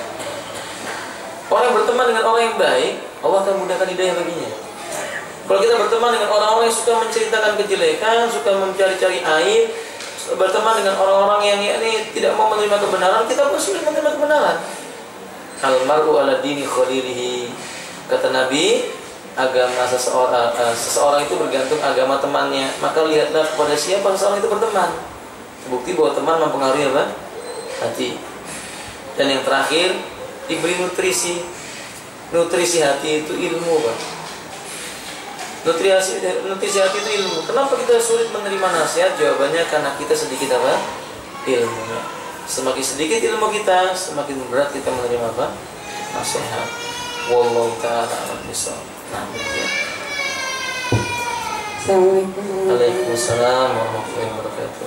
Ustaz, mengenai yang memberi hutang tadi, andai kata ada seseorang berhutang pada kita, kemudian berjanji akan membayar minggu depan atau mungkin bulan depan, lalu yang memberi hutang ini ibaratnya apa, malu untuk menagih, itu bagaimana Ustaz hukumnya? Apa harus ditagih atau seperti apa? Assalamualaikum. Ya, ini memang budaya yang perlu diluruskan ya. Nah, memang itu manusiawi. Ali bin Abi Thalib juga punya rasa malu. Tapi rasa malu Ali bin Abi Thalib tidak menghalanginya untuk berbuat kebaikan. Ketika dia malu, dia perintahkan orang lain untuk apa? Bertanya kepada Nabi. Di hadis yang tadi disebutkan. Nah, ini bisa kita kiaskan. Kalau ibu misalnya malu untuk menagih, mungkin ibu bisa melalui orang lain yang membantu untuk menagihkannya. Karena kalau ini dibiarkan, merusak hati yang memberi piutang, dan itu nggak baik, menimbulkan prasangka buruk, merusak hati yang memberi apa? Piutang. Kemudian yang berhutang juga semakin apa? Merasa wah ternyata nggak ditagih-tagih, makin senang. Nah, ini nasihat saya, harus ditagih. Kecuali ibu-ibu merelakan, itu yang lebih baik. Sudahlah, hutang berapa sih? Cuma 5 juta. Insya Allah di surga diganti 500 juta misalnya. Kalau bisa seperti itu nggak apa-apa. Tapi kalau nggak bisa, jangan grundel. Apa bahasa Jawa itu, bendol mbui gitu ya, Bu ya. Jangan begitu, ibu didatangi, ditagihkan, tidak haram. Diingatkan caranya, saudaraku. Ingat, ada hak saya pada dirimu yang telah engkau janjikan didengar oleh Allah Ta'ala. Begitu kan ya. Nah, kalau ternyata dia, maaf saya belum bisa, jadi maklumi, oh ya nggak apa-apa, saya cuma mengingatkan saja, kan begitu. Manfaat. Kalau demikian. Tapi ini catatan ya Bu ya, tambahan. Ini penyakitnya sebagian kaum muslimin seperti ini, penyakit yang parah. Justru ini terjadi kadang-kadang pada orang yang sudah ngaji, di mana sebagian orang menggampangkan saudaranya, pinjam sama si bulan aja lah. Si bulan kan ikhwan, bahasa orang ngaji itu kan ikhwan ya Pak ya. Atau si bulan kan akhwat, yang ini ikhwan, ini akhwat. Nah, kalau akhwat kan gampang aja, bisa diatur gitu ya Pak. Ikhwan bisa diatur. Maksudnya orang pinjam orang ini ikhwan, si ikhwan nggak nagih-nagih, makin pura-pura punya penyakit baru ini Pak. Orang berhutang itu punya penyakit apa itu Pak? Apa bahasanya Bu? Insom apa? Iya. Ini penyakit orang berhutang ini. Insya Allah la quwwata illa billah. Enggak boleh demikian. Karena hutang itu ditanya oleh Allah di yaumil qiyamah. Kita belajar untuk apa? Memberi nasihat, bukan karena ingin menagih, menasihati. Saudaraku, ada hak orang lain yang kamu telah didengarkan perjanjianmu oleh Allah Ta'ala. Mudah-mudahan Allah memudahkan urusanmu. Akan lebih baik lagi bagi mereka yang memberi hutang berkata, sudahlah, jangan diberikan. Yang penting kamu sholatnya khusyuk, ibadahmu baik, doakan mudah-mudahan saya diganti oleh Allah. Sudah saya ikhlaskan, itu lebih baik. Insya Allah begitu ya Bu ya. Nah, barakallahu fikum. Intinya tetap ditagih kalau ibu berharap. Tapi kalau ibu sudah nggak mengharapkan lagi, ya sudah, diridhokan. Nah, Ustaz, kemarin mendapat hadis bahwa ada warna merah juga yang tidak boleh dipakai. Kalau itu hadisnya sahih, warna merahnya itu seperti apa? Terus yang kedua, gimana sholat di belakang imam yang menurut imamnya dia itu khusus, tapi menurut kita yang mengerti artinya, waktu takbir dia itu memanjangkan alifnya itu sangat panjang. Maksudnya Allah, terus waktu ruku, bangkit dari ruku dia juga sami Allahu liman hamidah wa wahdah, terus sami Allahu liman hamidah wa wahdah. Iya, terus waktu dia, pokoknya menurut dia itu khusus sekali Ustaz, tapi menurut kita yang kalau di belakangnya itu kayak waktu ini sah nggak sih di belakang orang? Nah, hayakallah, hayakillah, barakallahu fiik. Adapun yang pertama, larangan menggunakan pakaian itu tidak sampai derajat, pakaian merah tidak sampai derajat haram. Hukumnya makruh, tidak disukai. Itu bagi laki-laki, bukan perempuan.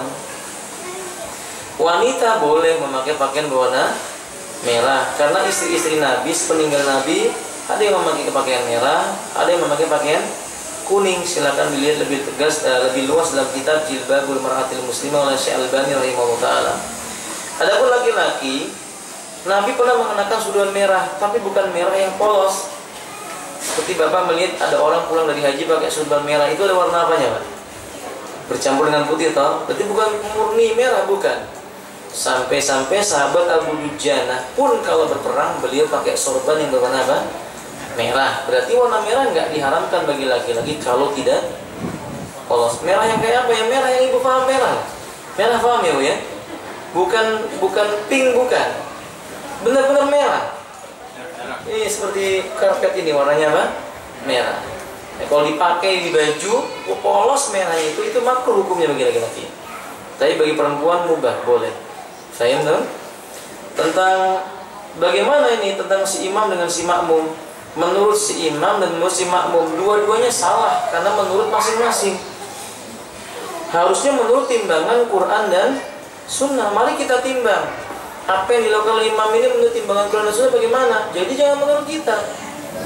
Kalau kita tahu ilmunya, oh ternyata orang mengucapkan kalimat Allah secara timbangan syariat salah.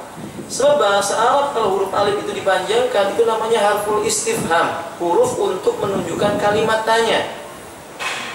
Misalnya Bapak namanya Muhammad, anta Muhammad, apakah kamu Muhammad?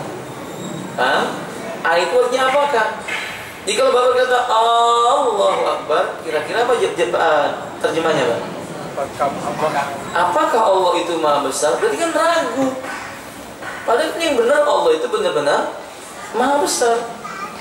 Jadi harus disampaikan, Pak, dalam bahasa Arab Allahu Akbar itu terjemahnya apakah Allah maha besar? Itu nggak boleh ragu dengan kebesaran Allah. Salah. Secara timbang dijelaskan. Dua, kalau misalnya mengatakan apa? Sami Allahu liman hamidah Sami Allahu liman hamidah wa wahda. Tanya, Pak, artinya apa gitu. Seandainya dia tahu artinya, kalau ada orang Arab saminya akan ketawa, ini orang dapat bahasa Arab dari mana begitu. Alhamdulillah, segala puji untuk Allah. Sami Allahu liman hamidah wa wahda begitu ya. Sami Allahu, Allah mendengar, liman hamidah, bagi orang yang telah memujinya. Nah ini wahdah, apa artinya wahdah? Wahdah itu artinya saja. Kalau saya mengatakan la ilaha illallah wahdah, tidak ada ilah yang boleh diibadahi kecuali Allah saja, benar. Nah kalau ini sami Allahu liman hamidah wa wahdah, ini pasti orangnya nggak pernah belajar bahasa Arab. Percayalah, Bu, saya yakin dia kalau pernah belajar apa? Bahasa Arab. Dan saya yakin dia tidak tahu terjemahnya. Ini salah. Yang ketiga, kita sampaikan kepada di dalam timbangan syariat, apakah pernah Nabi membaca dengan apa? Wahdah. Kalau tidak, katakan, oh Nabi cuma baca sami Allah liman hamidah, Pak gitu. Kalau dia mengatakan, tapi saya senang dengan ditambah apa? Wahdah. Tapi kita katakan Nabi nggak senang. Kalau dia mengatakan, dari mana kamu tahu Nabi tidak senang? Buktinya Nabi nggak baca. Kalau Nabi bersenang pasti baca. Kalau dia mengatakan, oh tapi saya senang, berarti Bapak lebih tahu dibandingkan siapa? Si Nabi gitu. Setelah Bapak mengetahui ini semua dan disampaikan, kemudian si imam tetap melakukannya, nggak boleh sholat di belakangnya. Nggak boleh sholat di belakangnya, karena lafaz-lafaznya sudah keluar dari lafaz yang disyariatkan dan keluar dari bab sholat. Lafaz takbir itu Allahu Akbar, bukan Allahu Akbar. Lafaz sami Allahu liman hamidah itu sampai di situ, bukan sami Allahu liman hamidah wa wahdah. Yang ada sami Allahu liman hamidah Rabbana walakal hamd, itu yang ada. Nggak boleh sholat di belakangnya. Nah, Allahu a'lam bishawab. Iya. Assalamualaikum Ustaz. Waalaikumsalam. Saya mau tanya yang tentang hutang tadi. Kalau nggak salah dengar, Ustaz bilang jika barang gadainya tadi hilang tanpa sengaja, yang dititipin tadi tidak wajib untuk mengganti barang tersebut. Iya. Apakah yang berhutang ini wajib membayar hutangnya atau tidak? Iya, wajib. Dia tetap wajib membayar hutangnya. Kalau terbukti kehilangan barangnya itu benar-benar misalnya karena bencana ya. Misalnya terjadi kebakaran, ternyata barang gadainya apa? Terbakar. Fahim? Dan itu bukan karena sebab faktor yang disengaja oleh si penjaga barang amanah itu. maka orang yang berhutang tadi tetap untuk membayar hutangnya. Sebagian ulama seperti Imam Ahmad mengatakan ini dibagi dua kerugiannya. Kerugiannya dibagi dua, maka si penghutang membayar separuhnya saja. Ini pendapat Imam Ahmad dan yang lainnya. Wallahu ta'ala alam bisawab. Kecuali karena keteledoran, barangnya diparkir di depan rumah, harusnya diparkir di garasi, di depan rumah dicuri orang, berarti keteledoran bagi siapa? Keteledoran bagi orang yang diberikan gadai tersebut.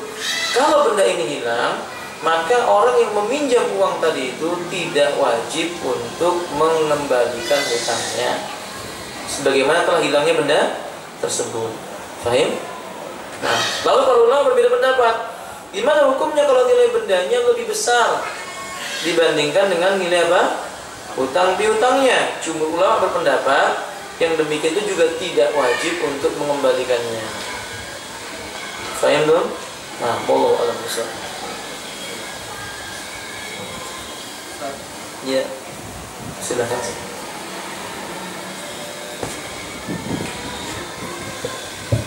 Ustaz mau nanya, apakah ada batasan gerakan yang di luar sholat?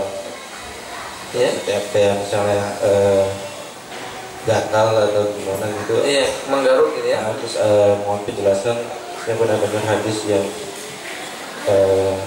Aisyah apa membukakan pintu buat Nabi Iya. bahasa sholat. Batasan gerakan di dalam sholat itu sampai berapa kali? Batasannya hatta lam yakhruj min hay'atis sholat. Batasannya selama tidak keluar dari anggapan orang itu sedang sholat. Kalau ada orang sholat gini-gini kemudian, itu bukan sholat. Ini orang yang sedang sibuk dengan menepuk apa? Nyamuk dan semisalnya, bukan sholat.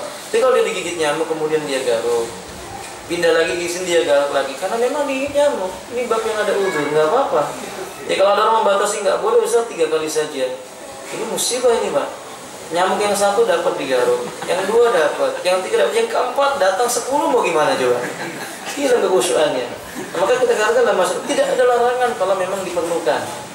Selama diperlukan, gerakan itu tidak dilarang. Bukankah Nabi membukakan pintu buat siapa?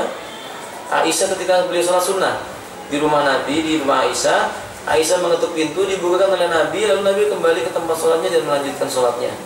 Bukankah Nabi ketika sholat menggendong anak, ketika rukuk dan sujud diletakkan, ketika bangkit digendong lagi oleh Nabi. Gerakannya lebih daripada 3 kali. Itu boleh. Boleh? Ya? Kalau gerakannya keluar sholat, kalau gerakannya sudah keluar sholat batal. Misalnya Anda mau pakai sutra nih, Anda sholat di belakang, sholat terakhir, masjidnya lebarnya misalnya 20 meter, boleh? Orang semua bubar, antum nggak ada sutra, tembok di depan yang ada, jalan kaki ke depan, itu jalan-jalan bukan sholat namanya. Boleh? Sudah nggak makul 20 meter jalan kaki. Kalau Anda jalannya cuma bergerak 1, 2, 3 yang wajar. Oh ini ada tembok, geser sedikit. Ini wajar nggak apa-apa. Walaupun setelah itu pindah lagi, Anda geser lagi, pindah lagi, geser lagi, itu nggak masalah. Tapi kalau berjalan jalan ke depan itu sudah keluar dari batasan sholat. Boleh? Nah, tadi Ustaz yang membuka pintu, Nabi membuka pintu. Iya. Itu kan nggak jauh jaraknya. Tidak. Nabi mengatakan, Aisyah radhiyallahu anha mengatakan bahwa aku mensifati musolanya Nabi itu berada di hadapan Nabi. Nah, maksudnya pintu itu berada di hadapannya Nabi. Jadi Nabi itu berjalan beberapa langkah saja membuka lalu mundur ke belakang lagi. Nah, bukan di kamar, keluar dari kamar buka pintu lalu masuk apa? Kamar lagi. Ini nggak dianjurkan Pak. Ada orang ketuk-ketuk, Assalamualaikum, Assalamualaikum, dibukakan, lalu Bapak masuk. Nah, bukan begitu. Apalagi dijawab Waalaikumsalam, ya bukan salah lagi gitu ya. Nah, bukan seperti itu Pak. Assalamualaikum warahmatullahi wabarakatuh. Waalaikumsalam. Saya orang sakit, orang sholat di masjid, kencing bagaimana? Kencing di masjid, waktu subuh, ketika 32, kemudian saya batalin sholat di rumah, bagaimana itu? Nah, ketika sholat ke masjid, kemudian buang terkencing di jalan di masjid orang. Jadi ketika sholat tiba-tiba terkencing gitu kan ya. Apakah dia harus membatalkan sholatnya atau kemudian mengulang kembali sholatnya di rumah? Kondisinya ada dua Pak. Kondisi pertama, rajulun marid mutasalsilu bil baul, orang yang sakit kencingnya keluar terus menerus. Ada jenis orang seperti ini. Jadi dia setiap saat dia sering keluar air. Misalnya orang batuk. Ada orang yang batuk, ketika batuk dia keluar kencingnya. Biasanya wanita. Karena yang sering bertanya kepada saya ini wanita. Setiap batuk keluar kencingnya, Ustaz. Bagaimana nih? Orang seperti ini makfu, nggak apa-apa, Pak. Dia ketika mau sholat bersihkan dulu kehormatannya, bersihkan kainnya, kemudian dia sholat. Di tengah-tengah sholat dia batuk keluar air kencingnya, ini dimaafkan. Masuk dalam kategori orang yang berada dalam kondisi sakit. Yang kedua, bukan orang yang terbiasa kencing. Ya, tiba-tiba ketika sholat tiba-tiba dia keluar air kencing. Nah, orang seperti ini wajib mengulang sholatnya. Nah, kasus yang Bapak alami, kalau termasuk kondisi yang sakit tidak perlu mengulang lagi, Pak. Sholatnya sudah apa? Sah. Cuma nanti ketika mau sholat yang berikutnya harus ganti pakaian atau membersihkan dulu pakaiannya dan bersuci terlebih dahulu. Gitu, Pak. Barakallahu fiik. Nah. Insya Allah cukup Bapak ya. Sudah hampir duhur. Ibu-ibu ada yang mau ditanyakan? Kenapa? Assalamualaikum.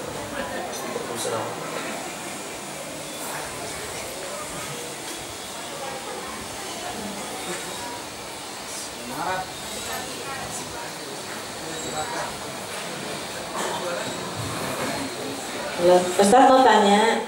Nah, kita mau tanya hukum jual beli, berapa persen kita ambil keuntungan yang disyariatkan agama? Yang satu. Terus yang kedua, seandainya kita mau pinjam gandengan barang di bank syariahnya, itu dibolehkan apa enggak? Pinjam apa? Seandainya kita gandengan barang di bank syariah. Nah, itu hukumnya seperti apa? Oh iya. Nah, terus kalau yang ketiga, Pak Ustaz, seandainya kita sholat, itu tadi kan dibilang kan tadi ada 3 kain penutupnya. Seandainya kita pakai daster kalau sholat, boleh kan apa enggak, Pak Ustaz? Waalaikumsalam. Adapun soal yang pertama, berapa keuntungan yang boleh diambil dari seorang pedagang? Dalam kaidah dagang tidak ada penjelasan tentang berapa jumlah maksimal. Yang ada adalah kaidah laisa fi kaidun, selamat bukan termasuk tipuan. Bukan termasuk perkara yang menipu, bukan dalam masuk untuk merugikan orang lain. Karena kaidah dagang itu antaradi, saling redha dan menguntungkan. Barangnya bagus, harganya cocok, kemudian dua-duanya redha, sepakat jadi. Jadi nggak ada batasan harus 50%-nya, nggak ada penjelasan tentang nas seperti itu. Yang dilarang itu kalau dia bentuknya tipuan. Misal, saya contohkan, di sebuah kampung A harga lombok biasanya 20.000 per kilo. Dia sudah dapat untung 50%, atau dia sudah dapat untung 10% atau 20%. Sudah umum lah, misalnya begitu. 20.000 per kilogram dan dia dapat untung 10% dari 20.000. Tiba-tiba ada si A datang. Bukan orang kampung itu, dilihat dari bentuk tubuhnya, lajah cara bicaranya, dan tidak pernah terlihat di kampung itu. Maka si pedagang berkata, ini harganya 25.000 atau 30.000. Dan keuntungannya mungkin sampai 50% gitu ya. Keuntungannya cuma sampai 50%. Itu sudah dianggap sebagai bentuk jual beli yang haram karena dia menipu. Gimana letak penipuannya? Dia memanfaatkan ketidaktahuan orang ini tentang harga barang yang ada di tempatnya. Ini nggak boleh. Walaupun keuntungannya nggak sampai 50%, tapi nilainya apa? Tipu daya. Kalau Bapak sudah paham, ini nanti di tempat ini semua harga 2 kali lipat. Misalnya Bapak mungkin di Balikpapan harga nasi pecel mungkin misalnya 10.000. Kalau di Batam mungkin bisa 30.000. Naik 3 kali lipatnya dan keuntungannya bisa. Tapi di sana semua sudah jamak itu artinya semua jamak bahwa di tempat itu harga nasi pecel 30.000 misalnya. Nah itu tidak dilarang dan semua redha, sehingga tidak ada batasan tertentu dalam masalah keuntungan.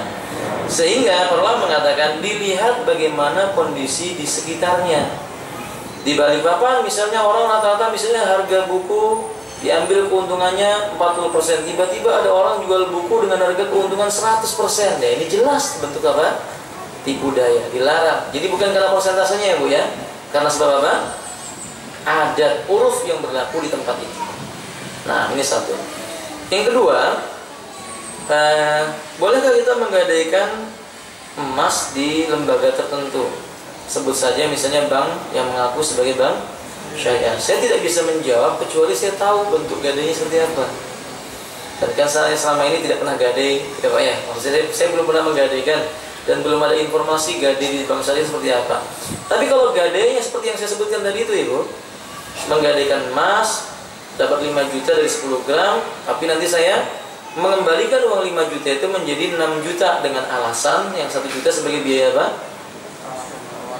Perawatan dan administrasi. Ini tidak boleh. Walaupun disebut dengan syariah, itu cuma mereknya saja Ibu, tapi isinya keluar dari apa? Syariah. Paham maksudnya Bapak? Di lembaga apapun itu, lembaga apapun itu demikian keadaannya. Yang ketiga, apa tadi ketiga? Pakai daster. Sholat boleh nggak pakai daster? Jika pakaiannya tidak tipis, tidak nerawang, mau disebut daster, mau disebut apa lagi? Nah, dan dia panjang, kemudian menutup seluruh auratnya Bu, sampai bagian telapak kakinya ditutupi gitu ya Bu ya. Lalu ibu memakai lengan yang panjang, dasarnya panjang, lalu pakai kerudung, cukup boleh. Karena syarat sholat sahnya seorang wanita itu menutup apa? Aurat. Nah kalau ibu pakai daster ditambahi pakai sarung, ditambahi pakai kerudung, itu lebih sempurna. Dan itu yang dimaksud dengan wanita itu sholat dengan 3 buah kainnya. Fahimti? Bisa dipahami Ibu? Nah, barakallahu fiik. Ya, insyaallah cukup Bapak Ibu. Kita lanjutkan lagi pertemuan yang lainnya insyaallah. Mohon maaf apabila ada salahnya. Akhirul da'wana alhamdulillahirabbil alamin. Subhanakallahumma wa bihamdik, asyhadu an la ilaha illa anta, astaghfiruka wa atubu ilaik. Assalamualaikum warahmatullahi wabarakatuh.